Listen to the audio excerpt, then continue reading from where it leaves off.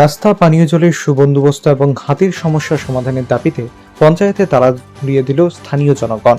ঘটনা কৃষ্ণপুর বিধানসভার অন্তর্গত তেলিয়ামুড়া ব্লকের অধীন মঙ্গলবার সকাল নাগাদ চাকমাঘাট পঞ্চায়েত কেন্দ্রে।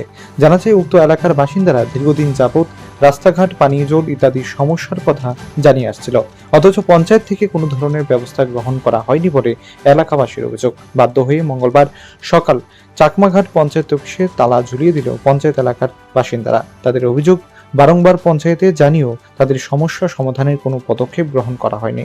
ফলে আজকে সকলে একত্রিত হয়ে পঞ্চায়েত অফিসে তালা দিয়ে সমস্যা সমাধানের দাবি তোলে।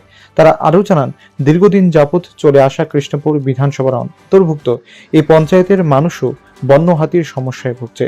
আজকের এই প্রতিবাদ মূলত রাস্তা ও পানীয় জলের দাবি হলেও হাতির সমস্যার কথা উল্লেখ করতে ভুলেনি এলাকাবাসী। পরে ঘটনার খবর পেয়ে ঘটনাস্থলে ছুটে আসেন তেলিয়ামুড়া ব্লকের এডিশনাল বিডিও হরিপদ সরকার সহ অন্যান্য আধিকারিকগণ। শেষে আগামীকাল থেকে রাস্তা সংস্কার ও পানীয় জলের সমস্যা সমাধানে প্রয়োজনীয় পদক্ষেপ গ্রহণ করার আশ্বাস পেয়ে এলাকাবাসী পঞ্চায়েত অফিসের তালা খুলে দেয়।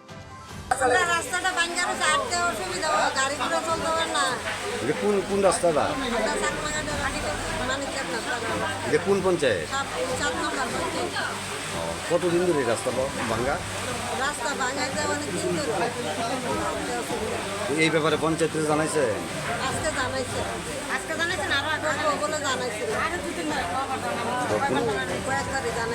তারা ঠিক করে না, রাস্তাটা আমরা হাঁটতে অসুবিধা, রিক্সা যাইতে পারে না, বাইক যাইতে পারে না, কোনো মাল টাল আনুন যায় না, রুগী হাসপাতাল যাওয়া যায় না।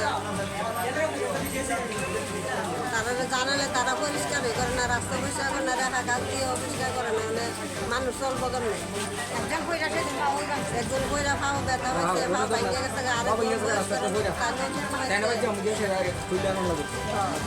তখন আপনারা কি চান? ওখানে আমরা চাই রাস্তাটা ক্লিয়ার করানোর লাগে, কাজ করে সুন্দরভাবে পরিষ্কার করলে মানুষ চলাফেরা করতে পারবো, ডাক্তার যাইতে। আজকে পঞ্চায়েত আইসলেন? আজকে পঞ্চায়েতে আইছিলাম, পঞ্চায়েতে তারা জানি ঠিক করে নাকি তারা করছে। তারা আইসিনি পঞ্চায়েতে? পঞ্চায়েতে আইসেন দুজন, মেম্বার প্রধান আইসেন আছে। ব্যুরো রিপোর্ট, প্রগতি নিউজ।